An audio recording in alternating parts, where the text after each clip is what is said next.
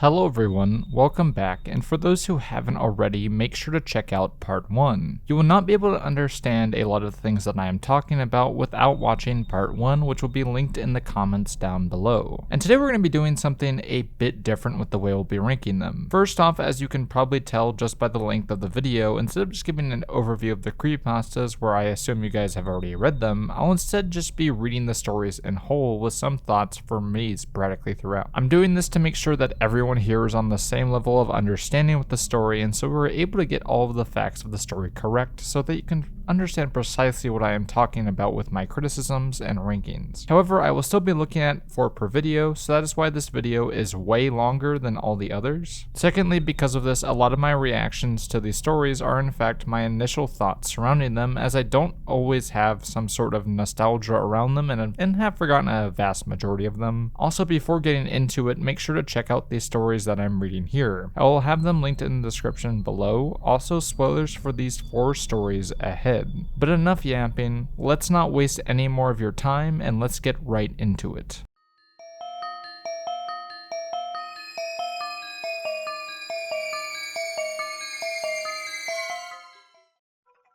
Many of you guys have most likely heard this one, and honestly, I want to start with a kind of short one. This is by far one of the most popular ones when creepypastas were just starting, and I have a distinct memory of this one creeping me out as a kid. However, besides that, I don't really remember much about it, but because of its super short length with this one, I'm just going to read it all the way through and just give my thoughts at the very end. So instead of giving my thoughts throughout, I'll just go all the way through. Got it? Okay, now let's begin. I must have been 6 or 7 when I lived in Lebanon. The country was ravaged by war at the time, and murders were common and frequent. I remember during a particularly vicious era when the bombings rarely stopped, I would stay at home sitting in front of my television watching a very strange show. It was a kids show that lasted about 30 minutes and contained strange and sinister images. To this day, I believe it was a thinly veiled attempt on the part of the media to use scare tactics to keep kids in place, because the moral of every episode revolved around very uptight ideologies, stuff like bad kids stay up late,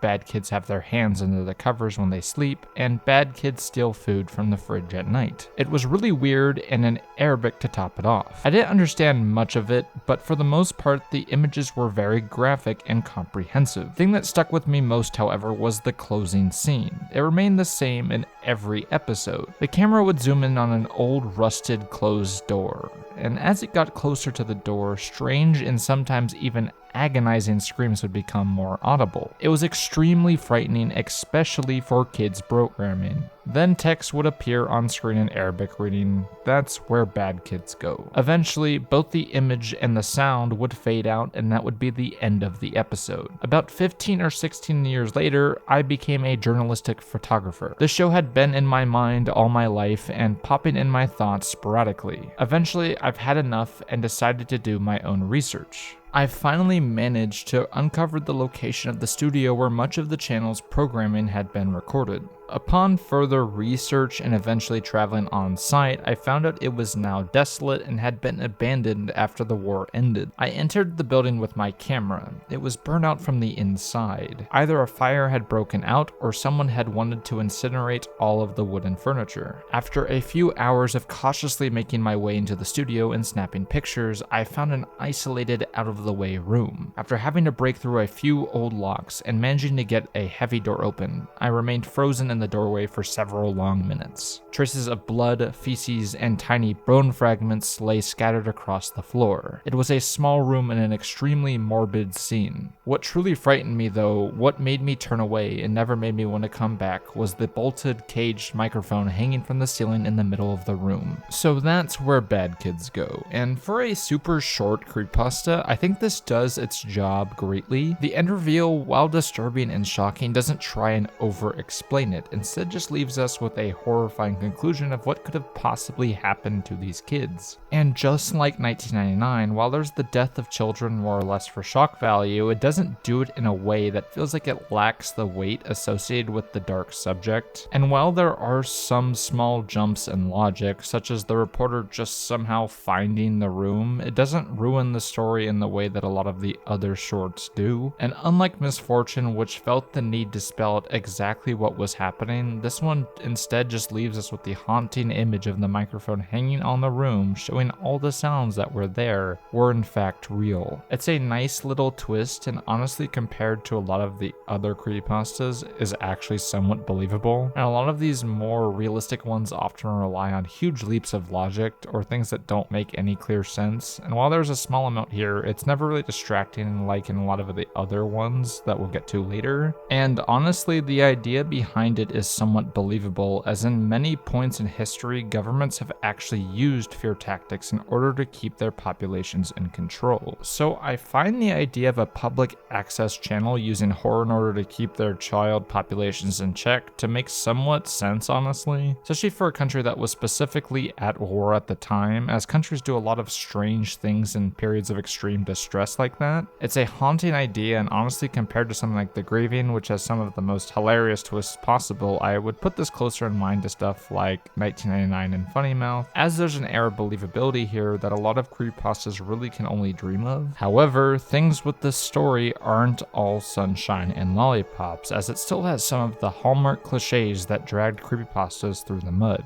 First off, there's the overemphasis of just how scary this actually is, and this has always been a personal pet peeve of mine. I do not want you to tell me what you are seeing is scary. I can infer that off the visuals alone. It's always done in such a melodramatic way, which in this story feels even more out of place due to the writer supposedly being an investigative journalist. Investigative journalists do not write like that generally. Instead, they usually just show the facts of the matter, which honestly, given the discovery, I think would have worked loads better. Secondly, it always just completely drags me out of the story, as I think it honestly makes the characters quite unlikable. Don't get me wrong, it's nowhere near Sonic.exe levels of melodramatic, but it's still quite annoying to see that in an otherwise realistic and gripping story. I can see the potential here, but it's just dragged away by the melodrama. As remember, the narrator is who you are seeing things through, so if you don't really like the narrator like I do within a lot of these stories, it really can drag you out of the story. And don't get me wrong, it's not the absolute worst thing, but it keeps it from being as gripping as it possibly could.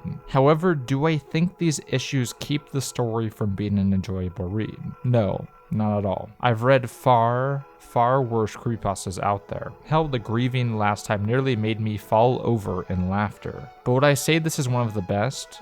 Well, not exactly. It's definitely an original idea, which is something that is somewhat hard to come by in creepypastas, especially in the eras of lost episodes and gaming creepypastas. But I feel like the writing here at times lets the concept, which is intriguing in itself, down. But am I gonna say this is anywhere near like a C or D tier? No, it's nowhere near that boring or poorly written, but it's not good enough or as memorable as the ones in the S or A tiers. Thus, remembering that these are my personal rankings, I would have to give it a light B tier. However, it's definitely worse than Misfortune, but I feel like compared to a lot of the classic creepypastas, this one holds up a lot better than a lot of the classic gaming ones. While it does not go for some of the cliches of the era, it's never distracting to the point of ruining the story. Instead, it just feels like a poor decision that the writer made. However, the same cannot be said for a lot of the other stories we'll be covering. Speaking of,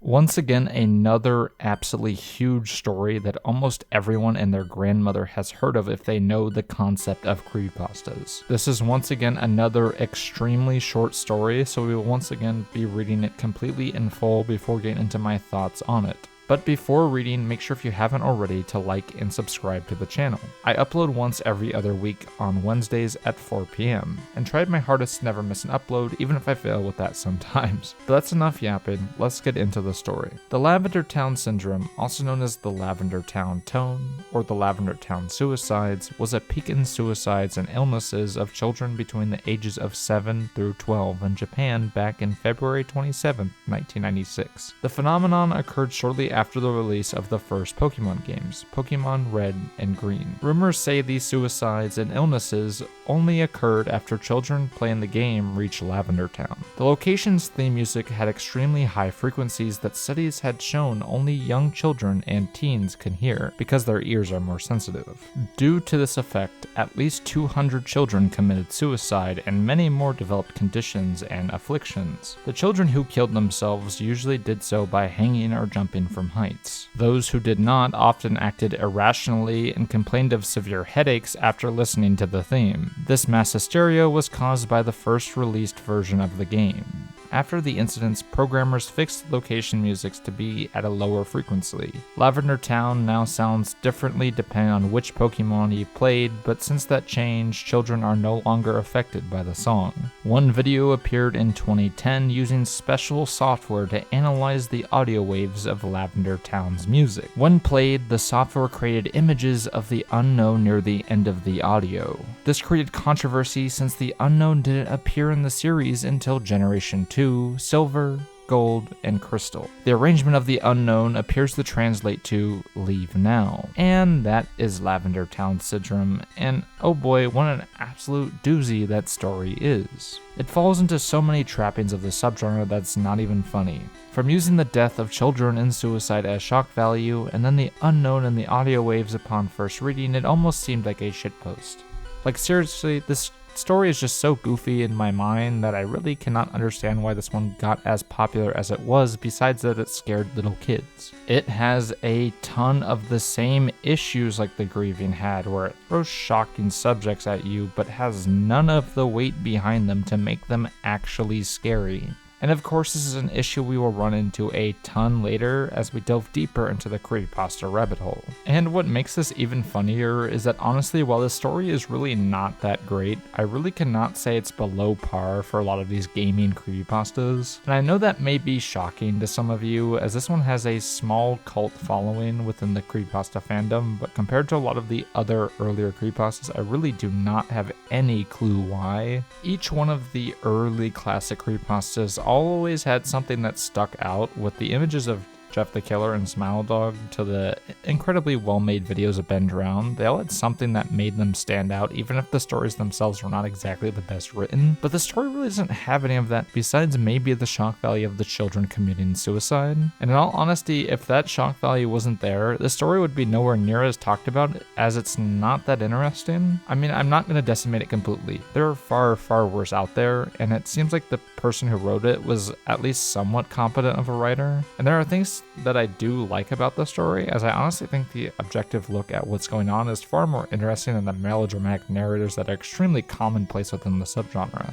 And it doesn't try to put you within the story, instead going for a less is more route, almost like a Wikipedia article on something important that happened in the past. But because of that, a lot of the shock value in the first half of the story really doesn't work, as there's next to no emotional weight to come along with it. So while the first half detailing the suicides is quite shocking, none of the weight is there, causing it to come across as cheap. I often hear people describe the shock value in this one as scary and cosmic horror-like, but I feel like the story just doesn't give enough detail behind it to actually make it stick with you in the way that a story is intending. In all honesty, I rarely say this, but the story is just way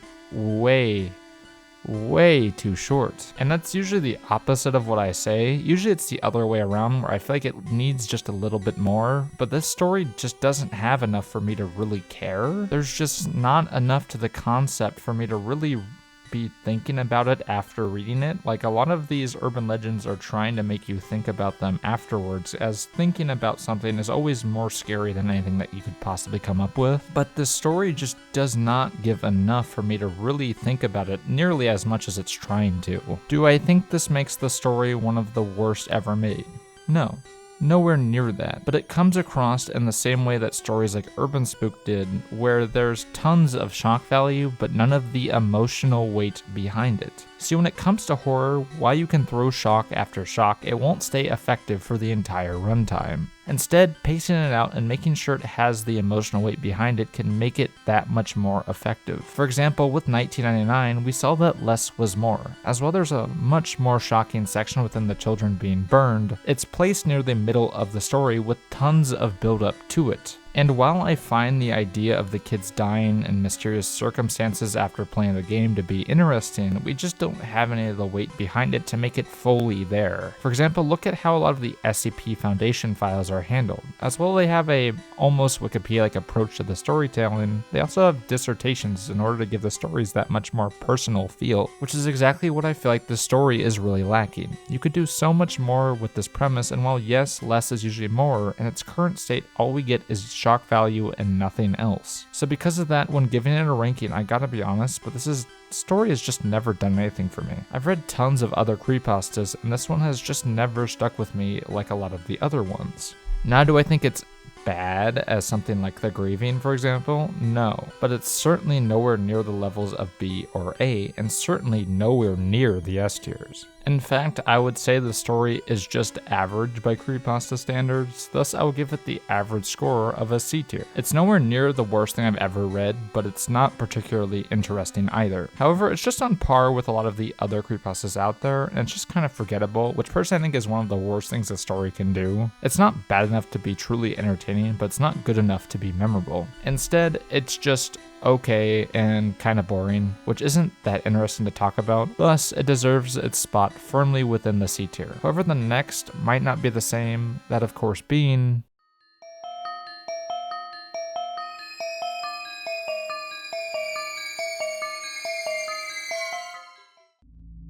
So finally, for this one I can actually butt in a bit in between, as the story is on the longer side, especially compared to the last two. But let's get right into it. Have you ever heard of an old game called The Theater? Yeah.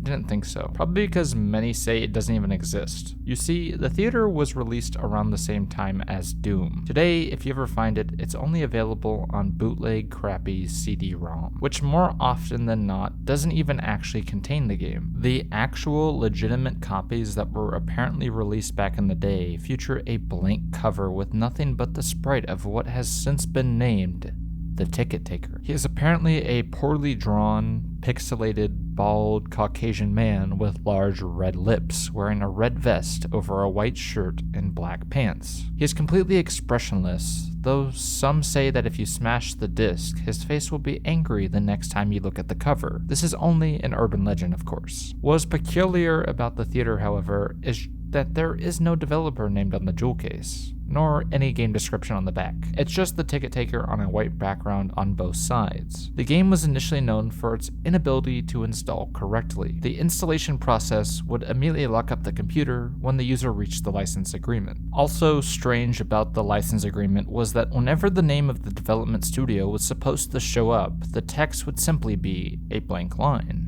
Anyways, most people who have claimed to own one of the original CDs say they figured out how to install the game by rebooting their computer on the license agreement page with the disc still inside. Following that, they are prompted to press I agree on startup before continuing with the installation. Okay, so for my first interjection, I really like the setup here. As well, it's Wikipedia-like in format, it's clearly sitting up here. Compare that to the last story where we got right into the horror. This one is obviously taking a bit more time, instead showcasing this strange game that no one has ever heard of. So far it feels a lot more SCP-like, but let's see where this is going. Supposedly, if a player manages to find what they believe to be a working copy, the installer window will freeze and stop responding before they can click the first next. Some also find that their PCs do not lock up, and it is only the installer that freezes. It is unknown if these effects come from actual copies or fakes, but it is widely thought that so-called working copies are illegitimate and made to draw internet attention with no proof of the installation effects. Upon proper installation, the game will start without any introduction, other than the main menu that is merely a sprite of a movie theater's exterior on an empty city street. The title fades in prior to the three menu buttons: New Game,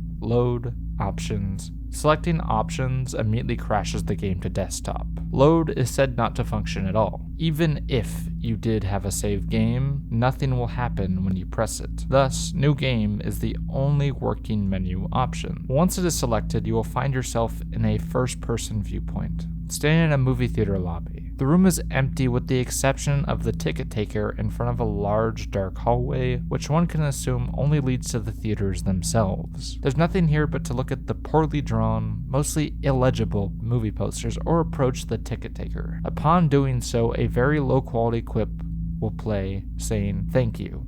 Please enjoy the movie," along with a speech bubble that says the exact same thing. After walking into the lobby, the screen will fade to black, and you'll find yourself back in the empty lobby. The rest of the game consists of you doing the same thing over and over again. While this may sound like a tedious experience, a number of peculiar things will occur as you continue to play the game. The number of times that you have to enter the hall after giving your ticket to the ticket taker before the strange events begin is unknown. Most players state that it's completely random and could take anywhere from the first playthrough to the 400th. The ensuing events, though, have deeply disturbed the players that experience them. Okay, so this story has already dragged me in, as I'm wondering what this story is going to throw at me. Clearly something in this strange game is brewing, and I really like how personalized this experience seemed. I find the personalized game creepypastas to be somewhat interesting, as it makes your imagination run wild of what other people's experiences would be like playing the game, or even what your own experience would be. I also quite like the randomness of the peculiar events, making it seem like all the secrets of the game aren't exactly known and that there could be more here at play. This is one of my favorite things that a lot of good creepypastas do, as it's just giving enough info for you to fill in the blanks of what could possibly be happening here instead of just hand feeding it all to you. All in all, so far this feels a lot more like an SCP in concept than a typical creepypasta, as its approach is just so outside of the norm for creepypastas that it almost reads like a scientific journal of some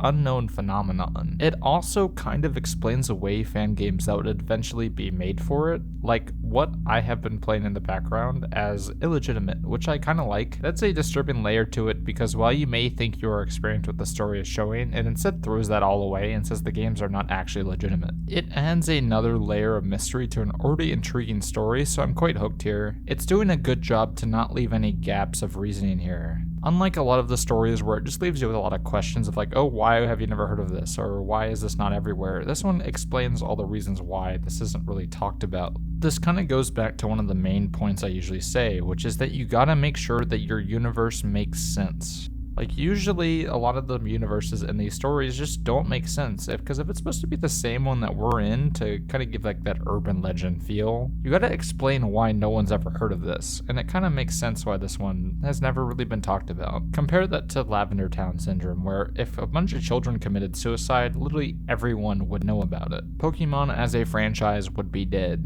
But let's continue. The first occurrence takes place immediately once the player fades back in after walking into the hallway. This time they will notice the ticket taker is absent. The player then, without any other options, can walk only in the dark hallway ahead. The sound clip and text box mentioned previously still play in the absence of the ticket taker, but this time when the player walks into the hallway, the screen does not fade out. It will turn completely dark as they make their way deeper and deeper down the corridor, but the player's footsteps will be audible the whole time. Those claiming to have played the game report to feel incredibly uncomfortable at this point, anticipating something horrible happening. Eventually the player is unable to continue forward. Nothing will happen for a few moments before a strange sprite that can only be described as the ticket taker but with a swirl of a face appears and stands before the player. The original players of the game say that upon seeing this sprite, which has been appropriately named the Swirly Head Man, their bodies immediately froze up and their stomachs churned. At first nothing will ever occur as the Swirly Head Man stands before them. Then without warning, a piercing screech will play as the game begins to glitch out.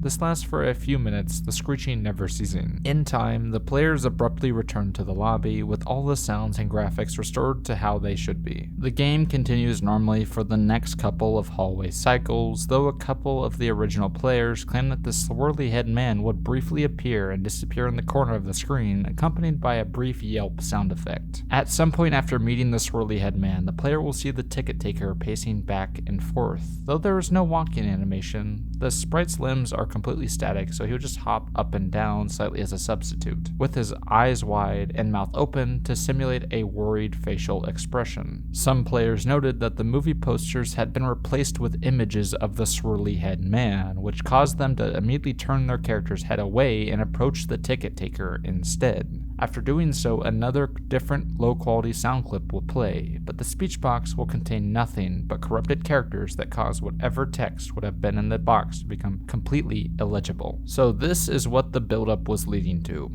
The Swirly Head Man, which despite its goofy name I do find to be somewhat weird in concept. It's an interesting idea, an entity seemingly trapped within the game, screaming at the player upon running into it, but not doing much besides that. It's not really an aggressive entity or anything like that. Instead, it seemingly just watches you and corrupts the game slowly around you. I also like how the posters changed into the swirly-headed man, almost like you cannot escape it and it's watching you from all sides. It's almost like it's taking control over the game itself. However, while I still find the concept to be interesting, I'm starting to find the story less creepy overall. Like, yeah, I'm still very much within the story, but my brain has started to wander a lot less about what was going on within the game. And that isn't a negative point. I just don't find the concept to be that frightening, which honestly there's nothing wrong with. Not every story needs to be shit your pants scary. It can be just an interesting idea that will stick in your mind for a while. I feel like that's one of the main issues with a lot of creepypastas, is that they really try so hard to be that level of scary, but you can only really sustain that for so long before it just comes across as exploitive and boring. And it's so interesting because it doesn't really seem like an actually aggressive enemy, rather just something that corrupts the game slowly around you, and it's almost like a virus. Like, it's never directly hostile, instead it just kind of watches you from afar. And while I find hostile creatures much more frightening, I do think that the ideas in here are a lot more interesting. Unfortunately, with a lot of creepypastas, they try so hard to scare the reader that it really leaves behind the actual story. However, this one never really does that, instead just leaving the story and not much of the horror. And I really can't dock the points too much for that because it's still just a really interesting story. So while it's not the scariest thing that I've ever read, it's still very interesting so far, but let's finish it off. Due to the extremely low quality of the sound, it is debated by players what exactly the ticket taker is saying at this point, though it is widely agreed upon that he warns to never reach the other levels. Subsequently, the screen will fade out once again and return the player back to their starting point in the lobby. Again, the ticket taker will be absent, and this time the hallway will be blocked by a large brick wall sprite. Touching the brick wall will immediately crash your game. No one knows what the other levels contain or how to access them, nor is it known why the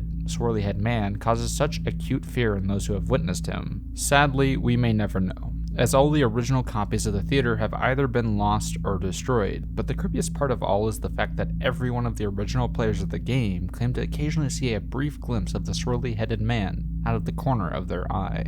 And that is the theater, and finally an ending that does not completely blow it in the final sentence. Instead, while it hints at a more paranormal aspect, it never explicitly states, instead leaving the reader's imagination of what could possibly have happened. So many times I've seen these well-written creepypastas be ruined by over-explaining the monster, but this story definitely subverts that. It could have easily went for the old trope of the game actually being haunted and the swirly-headed man actually escaping and killing the player, but instead just leaves us with the possibility of it stalking our players. However, unlike Misfortune, which makes the ending explicitly part of the story, this one leaves it up to our imagination. They could just be seeing things. The swirly-headed man might not actually be there. Instead, they might just be going absolutely crazy, which is much more interesting, I think, than a lot of the stories where the game just ends up killing them. And while this isn't a super frightening ending, instead it just leaves it up to your imagination of what could possibly be happening here, and I think that's just so much more interesting. Like, I find myself thinking about this ending a lot more than I do find myself thinking about like something like Sonic.exe. And I know this one has a much more mixed reputation within the creepypasta community because of that, as this story, unlike a lot of the other, really takes its time in a lot of places. But would I consider it one of the best creepypastas I've ever read? No, not exactly either. It's still got some issues where I find the first half to be much more interesting than the second, as I really preferred the build-up to the payoff, as I really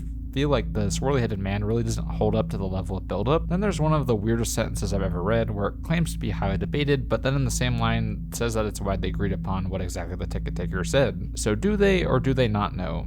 And you could possibly not make that line any more confusing. But would I say it's a bad creepypasta? No, nowhere near. It never gets goofy to the point of me laughing out loud, and honestly fits a lot better in something like the SCP Foundation or No Sleep than creepypastas, I think. So in giving it a score, I would honestly give it a solid A tier. We've gotten a lot of A tiers so far, so I wonder if that will continue, or we'll be getting into the more shittier ones later, or maybe even an S tier. I thought creepypastas had a bad reputation for a reason, but maybe I was just wrong, as none this week really have been that bad.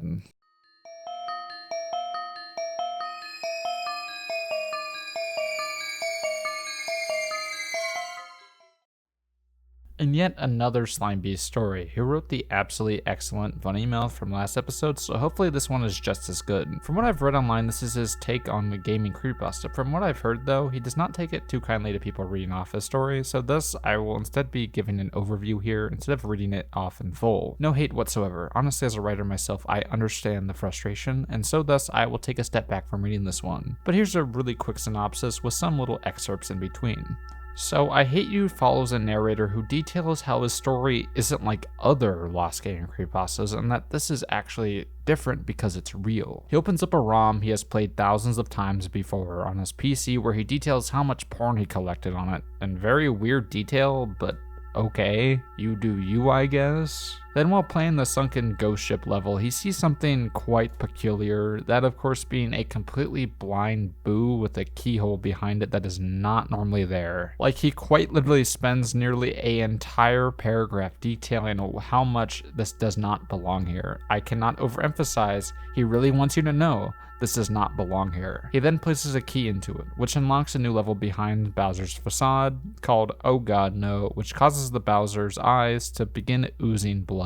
This didn't really strike me as odd, because if you're familiar with the Mario World game, there's an area called Star Road that you may note has similar names. Just stuff like Tubular, and Awesome, and all manners of dumb words and phrases. Most of the areas were called Vanilla Forest 1, and Donut Mountain 3, and all that. But there were maps with odd names like that. What did occur to me though, was Mario's expression. Surprise? Shock? Fear? Then upon entering the level, he starts seeing more of the blind boos, before finally a bleeding bonsai Bill rushes towards him, making it so that he has to activate an invincibility cheat in order to survive. But while walking, he also notices above, written in blood, I hate you, which causes him to pause before once again continuing forward. Ahead he runs into boos, this time massive ones, which upon looking away reveal that unlike normally where they seem more angry, instead they seem excited and gleeful at the prospect of killing Mario. Also once again, there's more writing on this wall, this time reading, Why won't you die? As Mario continues forward deeper and deeper into the haunted castle. I let the boos touch me, and they died like the bleeding bills, of which I had encountered too. Despite any attempt to scare the player, I knew that being invincible meant invincible, no matter what they threw at me. After a while of running down this strange claustrophobic corridor, with no more eventful happenings, I came to a room with an exit pipe. Taking the pipe downward, I came out of the other end and dropped into a room filled with water. The water made sense, this being a sunken castle behind a whirlpool after all. As stated before, upon reaching the end of the hallway, he then lets the boos touch him, killing them with his invisibility power. Entering the next room, he finds thwomps, but unlike most thwomps which have nothing underneath them, these ones seem to be successful. That's because there's loads of blood underneath them, like they have seemingly killed multiple Marios before, and this is all nothing new. He then goes on a rant about how odd this is for a Mario game, as blood is not common in any of them whatsoever, of course. More cartoony blood.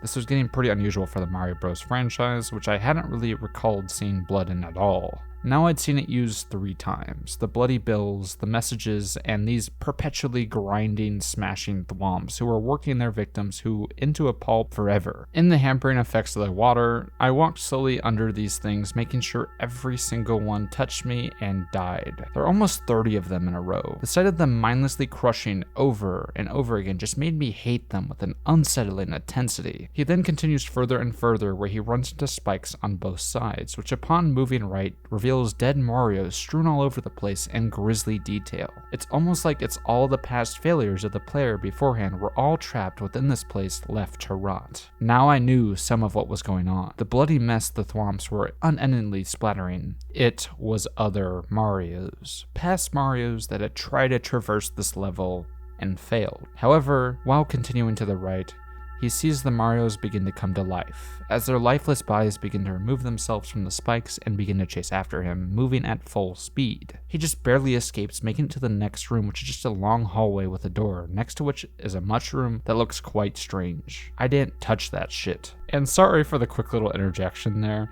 but the line about the fucking mushroom always has made me laugh. I don't know why that's included. It always has just been like a little goofy line, and I've always thought it's really funny. I don't know why. It's just something that's always made me laugh. Just a little fun little interjection. I've read the story way too many times over the years, and I understand why. That mushroom is just like so fucking weird looking, and the game turned that into like this weird jump scare thing, and I just remember that. It's just like a weird little memory I have. Okay, let's get back into the story. Upon going through a door, a boss level is revealed, and in the window he notices something staring down at him from above. Keep looking until you see it. I didn't see it at first, so I don't expect you to notice it right away. If you still haven't spotted the thing, look in the third window from the left. FYI, that's not usually there. Mario seemed to regain his composure and looked back and forth, slowly surveying the room. There was still no boss, and I still couldn't control him, so I stopped trying and just watched. This went on and on for what seemed like forever. Nothing happened. After a couple minutes of waiting though, Luigi then runs into the right side and yells, "You thought Koopa worked alone?" Then that the big twist was in fact that Luigi this whole time had actually been working with Bowser, all because Mario had left him within his shadow. It was all connecting now.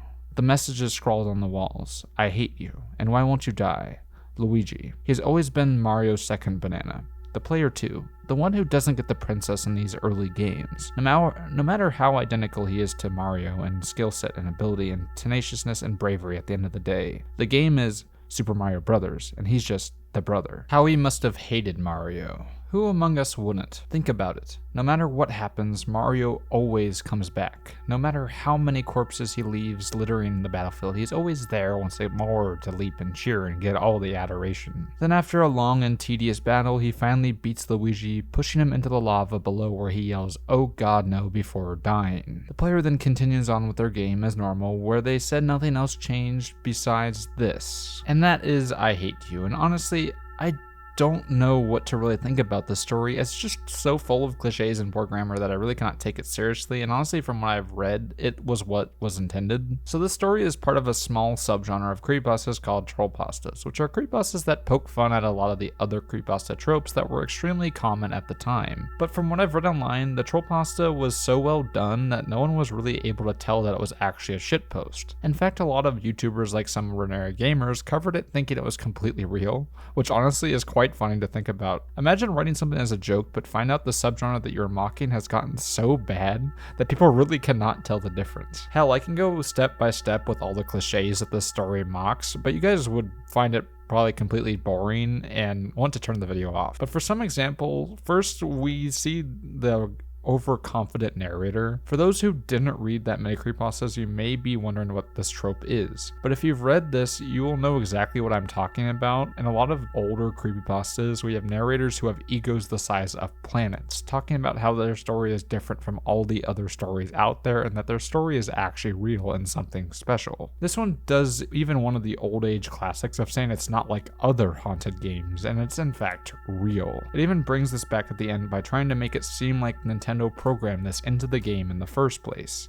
It's a goofy trope within creepypastas, and this story was rightfully mocking it, as the moment you start doing that, you are putting a giant target on your back, as now you are going to be compared to every other gaming creepypasta out there. And to make things even funnier, this creepypasta inadvertently made this trope worse, as I remember after this came out, it seemed like every story started with the description of how their story wasn't like other stories. So this shitpost inadvertently made the issue even worse within the fandom, which just makes the shitpost even funnier. Then there's the blood quite literally everywhere throughout the story, from being written on the wall, streaming out of the eyes, and the gore at the very end. Obviously this would be extremely out of place within a kid's game, and would make no sense for the developer to put within the game. The story drives the point home even more by saying that, oh, it's a real part of the game and that he just accidentally ran into it. However, in what universe would Nintendo even allow a secret like that to go out? And if they did, all the copies of the game would be recalled immediately to have the future removed. This obviously is poking fun at the gaming creepypastas that try the tactic in order to get the plausibility into it, but it's almost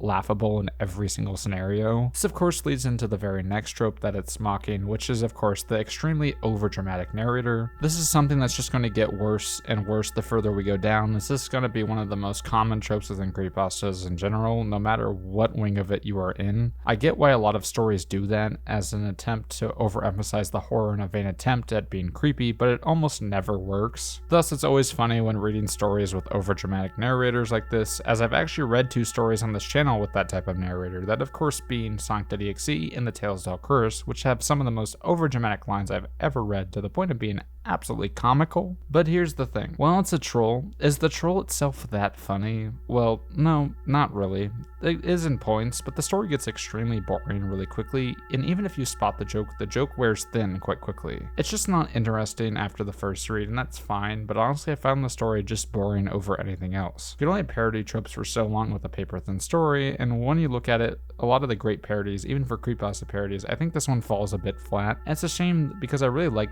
Funny Mouth, although it's not one of the best stories I've ever read, and unlike a lot of the parodies which seem to come from a place of love within the subgenre, this one comes across a bit mean-spirited. Yes, he knows a lot of the tropes and won't exactly to make fun of, but after a while it just feels like being a dead horse, especially due to just how long it was. Even if I have to read this, the whole story would have to take an additional 10 minutes of reading here because it's just the same joke over and over again, and by the end of it as a reader I was honestly begging for mercy. And I don't want this to come across as cruel, but in comparison to a lot of the other parody I've read, none of the jokes are that clever, which is why it honestly feels like a normal bad creepypasta. Like, yeah, it's not as bad as The Grieving, but as a whole it's ultimately just forgettable, and it makes sense why it's become such a meme within the creepypasta community. But it's nowhere near as clever as a lot of the other parodies that I've read, so I really cannot give it that much credit, and honestly, it's just kind of forgettable. There are aspects that I really liked, but each time I revisit the story, I just find the humor more and more draining upon each subsequent read, and while I know some people really love this story compared to a lot of the other Slime Beast stories, I just think it comes across quite weak. Because a lot of Slime Beast's other stories also have tons of cliches as well, with Abandoned by Disney being one of my least favorite of the popular creepypastas out there.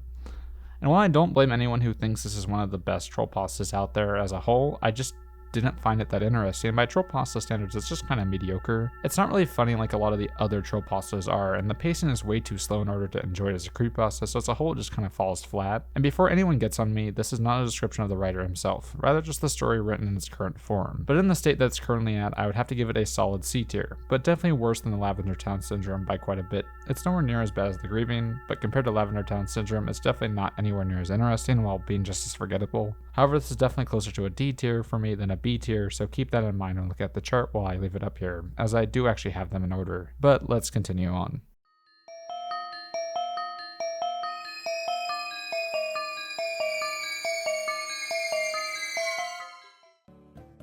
So in conclusion, I want to hear what you guys think about all these. Do you guys agree? Do you disagree? Make sure to let me know in the comments down below, and also I was wondering what you guys thought of the video's length. Do you guys prefer these longer videos with a bit more time in between, or do you guys want to keep up with what we already got here? This video is more to celebrate the end of the summer, so I will also be getting a bit busier here, but I'll also be trying my best to keep up with the rapidly changing landscape here on YouTube. Also, make sure if you haven't already, check out the stories linked down below. All of these are interesting reads, and while you've already heard them, reading them yourselves will allow your mind to wander a bit more than my narration ever could. Also, what stories do you want me to rank next? I'm open to any story ideas, so if you want more specific ones, let me know in the comments down below. I know a lot of these stories from looking at the ranking website, but there's a lot on here that I've actually never heard of, so there's some hidden gems out there. Make sure to let me know. And with all that being said, this has been ABA Short Films, and I'll see you all soon.